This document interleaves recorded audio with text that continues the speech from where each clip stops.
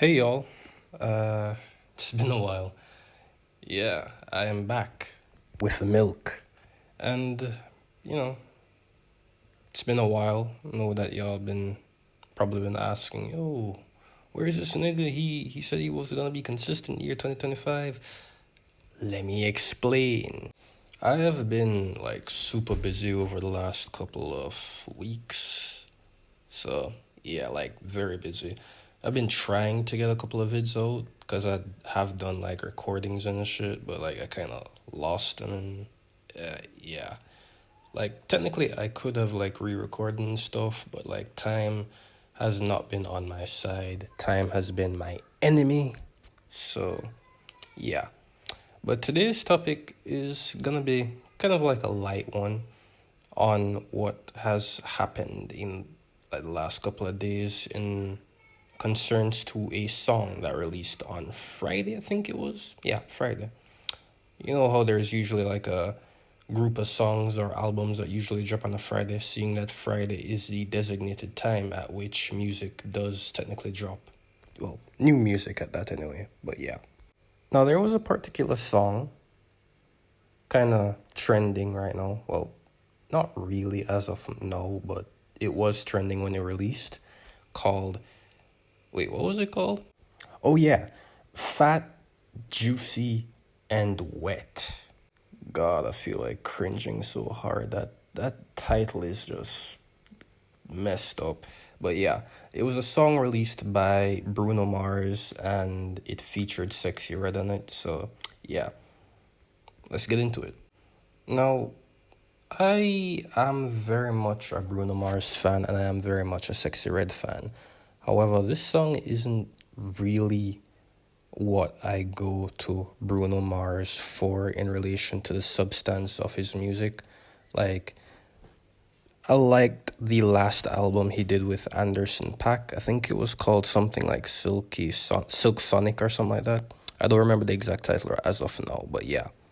I love that album, and then music in that particular vein is what I go to him for. I don't necessarily go to him for like raunchy or like vibes like this. And let me tell you, I think that this song was horrible. That being said, it was definitely a fun song. It had vibes in it and shit. And it's definitely something that can be played in like a fun atmosphere on the aux or like, at a function or like a festival or some shit. It's not to be taken seriously, and I get that, but still, it was not a good song by any metric. Like, I don't vibe with it. I don't vibe with the messaging of it. I don't vibe with anything that was being said, but I do acknowledge the fact that it was a very fun song. Not to be taken seriously, but still not my vibe. Now, there have been multiple complaints from, parents, guardians, people responsible for looking out or looking over their, smaller human beings that they own, i.e., children.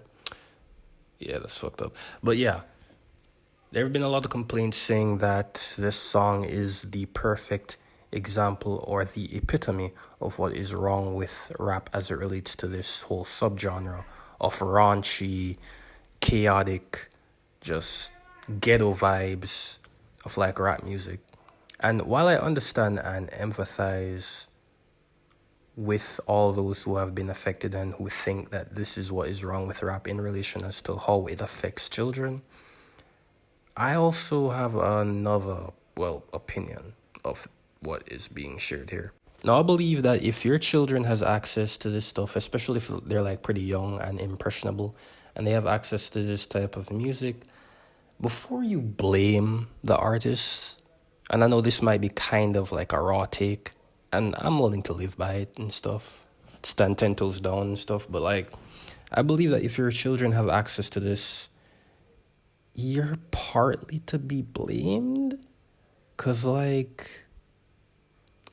you're the parent. You should have like some type of like control over what your child listens to, what he or she doesn't listen to, and the overall substance that they're taking in on a daily basis, especially if they're of a young age of like 3, 4, 5.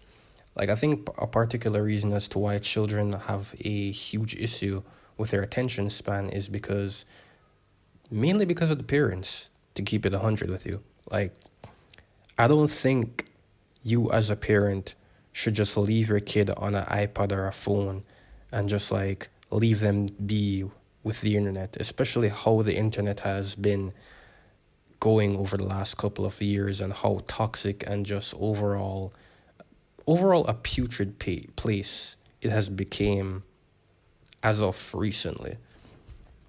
So I believe as a parent, you should be responsible for the type of content they listen to, interact with. So yeah, I do understand, because there are some instances in which children will watch like stuff that are made for them, cartoons, educational shit, and stuff like this will slip in the cracks and the crevices, but I get it. Stuff like this can happen in which your kid is just exposed to this by accident, and I get it. I'd be mad too.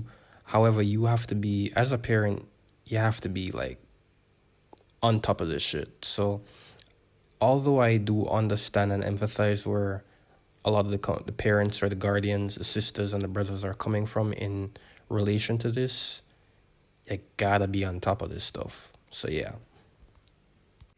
Moving on to another point, I think this song in general is like the main problem as it relates to women in the rap community and women who rap. Like, I don't like this because this paints a very, very, very dirty picture of what women stand for in rap. And don't get me wrong, I like Sexy Red. I like her music sometimes. Although it's raunchy, ghetto, and overall just not something to be played in the open public, like, unless you're with people who understand you and your music taste. I understand that it can definitely be a vibe. I know what this music is good for, and I go to it whenever I feel like I want to have some fun. I want to listen to something that's like different from what's usually popping in the mainstream and shit. However, I think why people complain as to why like people or music listeners don't take women in rap or like women who rap seriously compared to men is because of this. Like, I think the image that you leave as a woman or as a woman in this rap community or rap space, it is on you. Like, these kind of stuff are why a lot of people don't take rapping seriously as it relates to the artists that do this kind of stuff. Now, don't get me wrong. Do not get me wrong. I fuck with Flo Milli. I fuck with Megan Thee Stallion. I fuck with, God damn it, I forgot her name. Oh yeah, Nicki Minaj. Jesus Christ, it's been a while. Yeah, I fuck with Nicki Minaj. I mess with Glorilla. Sexy Red. These are artists that I like and go to their music knowing what is to be expected from their content.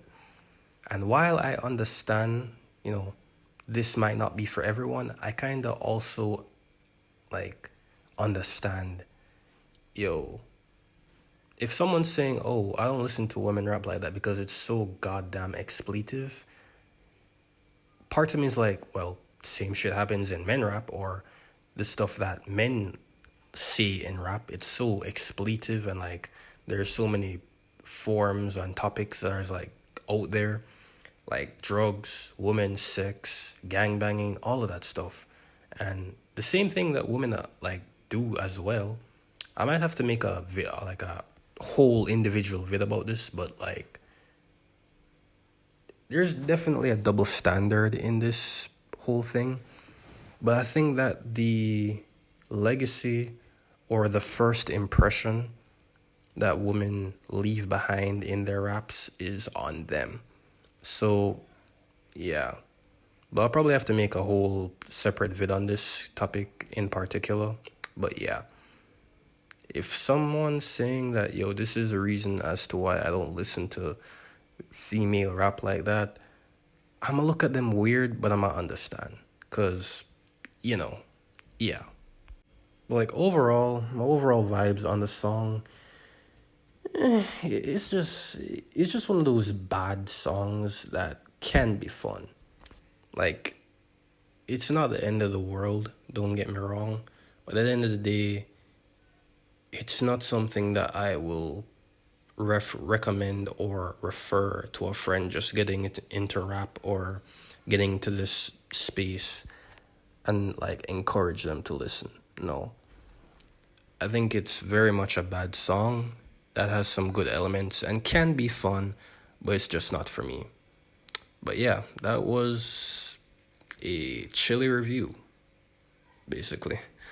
But yeah, I might release another vid, maybe a short after this one, so y'all can look out for that. But yeah, it's been real. Later.